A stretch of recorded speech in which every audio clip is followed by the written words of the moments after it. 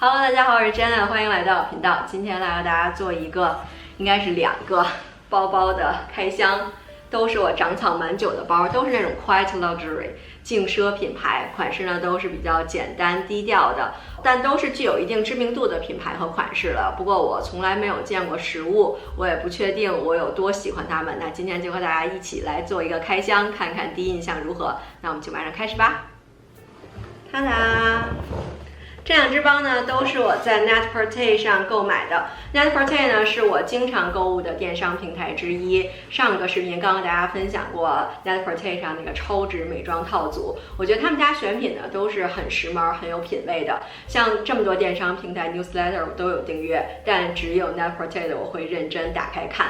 他们每一季呢会就一些时尚单品啊、穿搭方式啊写一些比较简短又实用的小文章，我觉得很有参考的价值。像我平时给一些单品找穿搭灵感，我也会去 Net-a-Porter 上面逛一逛，我觉得他们的搭配都是蛮高级的。那 Net-a-Porter 亚太站现在有最新一季的活动，大家可以趁机入手一些秋季的单品，我会把具体的活动信息放到下面的信息栏。然后还有一点想说的就是，那因为各个国家地区的关税不同，所以 Net-a-Porter 在各个国家的网站上呢，它的定价会有一定的区别。我看了一下，香港站和中国大陆站相比呢，会有一些定价的优势。香港站的一些单品比大陆的要稍微低一些，所以中国大陆的小伙伴也可以从香港站来购买。但是因为香港站呢，它就只能寄香港地区，所以如果要想从香港站购买的话，还需要在香港本地找一个转运公司才可以。那今天的广告时间就到这儿了。今天这支视频是 Net-a-Porter 赞助的，不过这2只包呢，主要还是我自己买的。那我们现在就赶快来开箱吧。这个包装呢是他们的那种礼品的包装，像我今天为了给大家做开箱呢，是选了这个包装。平时呢我会选那种比较环保、比较简单那种 basic 包装，就没有这个大盒子。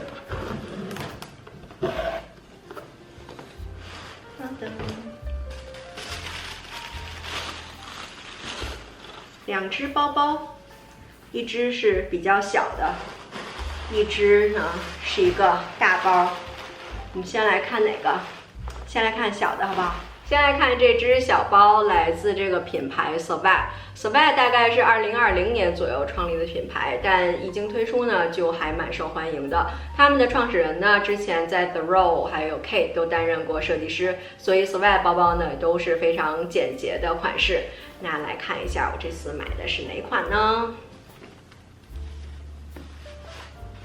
大家包的还挺好的，我们把它拆开来看啊，就是这只非常漂亮的一款红色的包包。这款是 Savat 的 Symmetry Pochette， 是 Savat 非常经典的一款包包。那这款包呢，我也长草了很久了，至少1年的时间了。那我一直没有入手，是因为我一直在纠结颜色。我觉得这款包的每一个颜色都很好看，像黑色、棕色、米白色这些经典色，还有每一季的限定色，还有编织款，我觉得都非常好看，所以我一直在纠结，难以抉择。那这支红色呢，是 Savat 今年早秋推出的一个季节限定色。红色，而且一定是大红色，是今年秋冬非常流行的一个颜色。很多品牌今年秋冬 T 台上都以红色为主打，而且很多都是一整身红色的那种。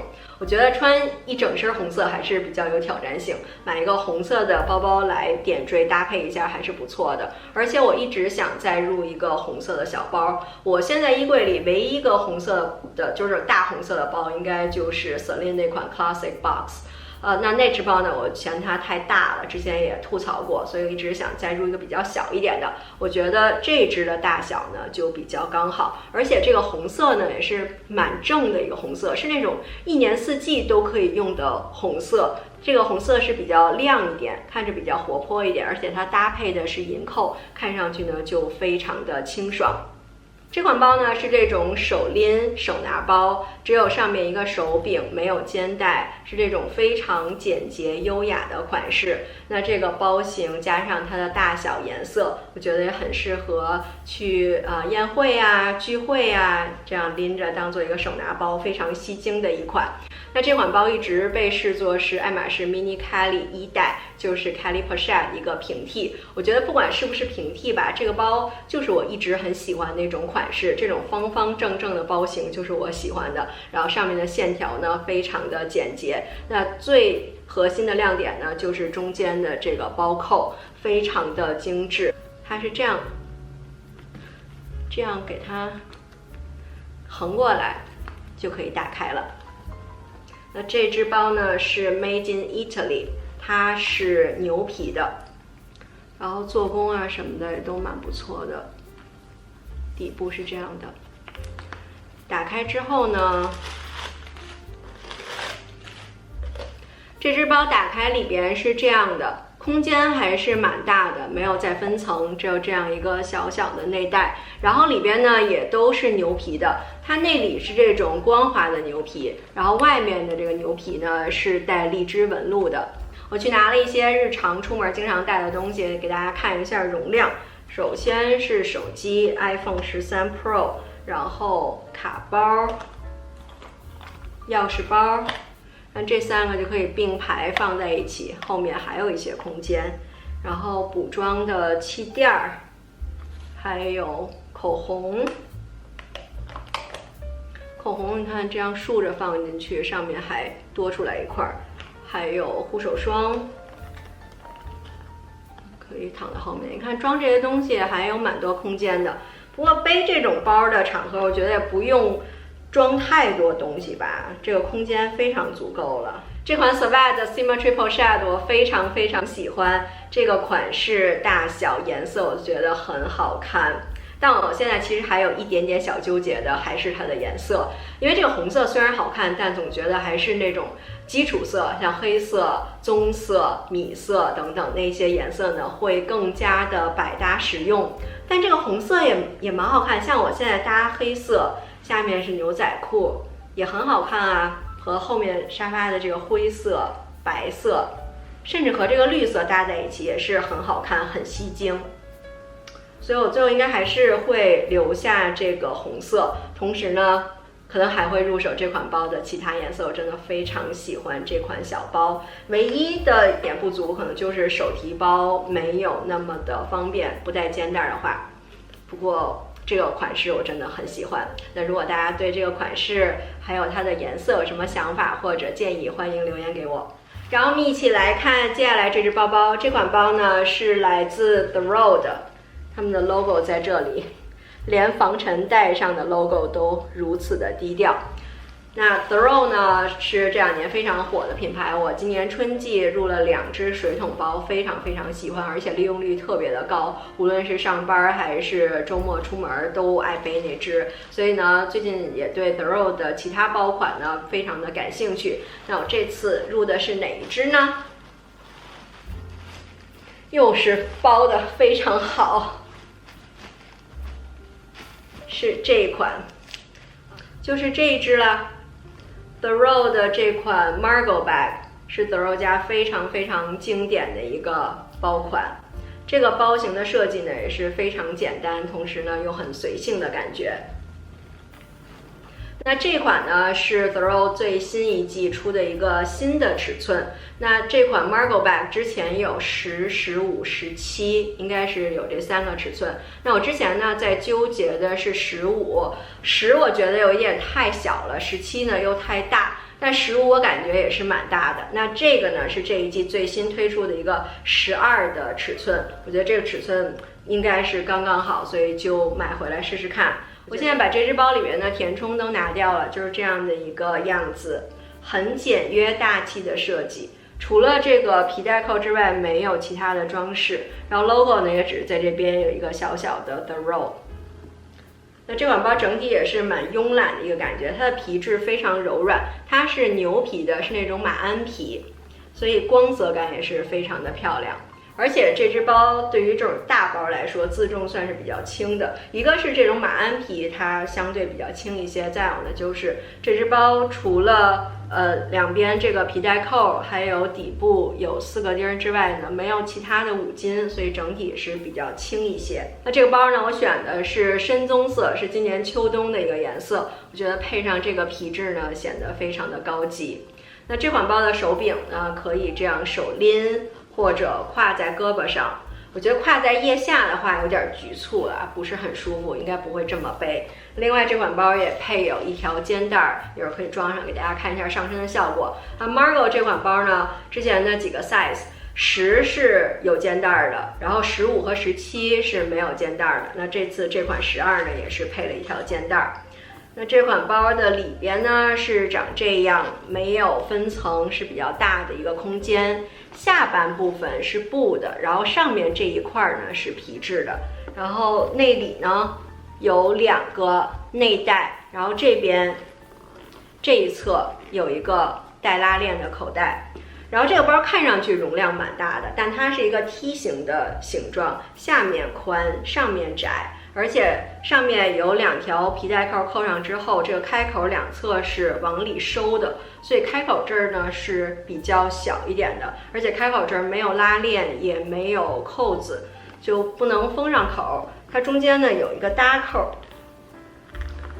中间有这样一个搭扣，把它这样搭上之后呢，是这样的一个效果，比较大件的东西就不会掉出来。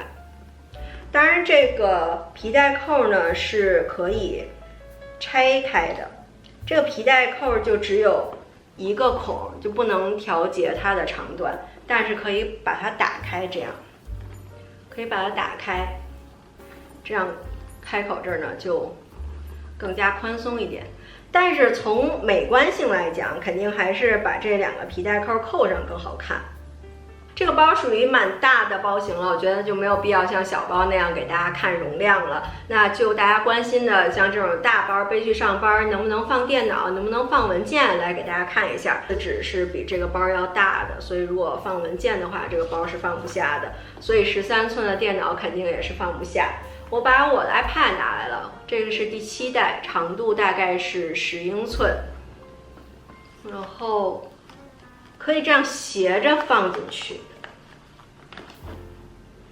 可以这样先斜着放进去，然后再给它调一下角度，就刚刚好是这个包的长度。这样，那如果你是13寸的 iPad 还有多少寸的？反正只要是比这个大的，可能放进去就比较困难或者放不下了。所以这个包看着比较大，但是如果你要放电脑啊、文件的话呢，还是不够大。再有呢，我发现这个包的皮质真的是蛮容易出现划痕的。我现在已经看到这个内里的这块已经有一些浅浅的划痕了。我不知道它是之前就有呢，还是我刚才把里边的纸拿出来的时候不小心划到的。但总之呢，这个皮质还是比较娇气的，所以如果介意这一点的话呢，还是要考虑一下，或者使用的时候要非常的小心。然后我们再来看一下这个包自带的肩带，这个肩带呢有这么长，而且是不能调节长度的，它的两边是这样的，这种摁扣进去的。我现在觉得这个长度对我来说可能会有一点太长哎。然后在这个包身两侧呢，有这个挂肩带的地方。我现在把这个肩带装好了，但是在我身上它肯定太长了。看一下啊，如果要是单肩背呢，都已经到大腿了；如果要是斜挎呢，也到大腿了，实在是太长了这个肩带。所以这个肩带对我来说没有什么价值。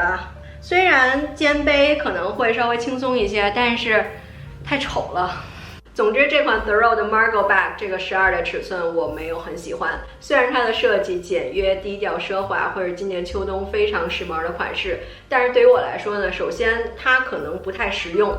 那平时呢，我其实很少要带这么多东西出门，它有点太大了。那虽然有的时候我也要背大包，至少是能装得下文件的，我才需要背大包。那这个包呢，文件装不下，所以对我来说不太实用。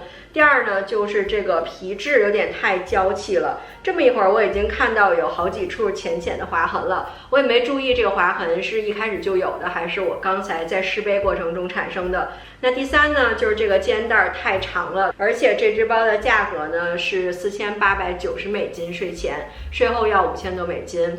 The Row 的定价还是比较高的，你可以说这个包可能不值这么多钱，或者呢，可以说我综合以上因素考虑，我不愿意花5000多美金买这个包，所以这个包最后应该还是会被退掉。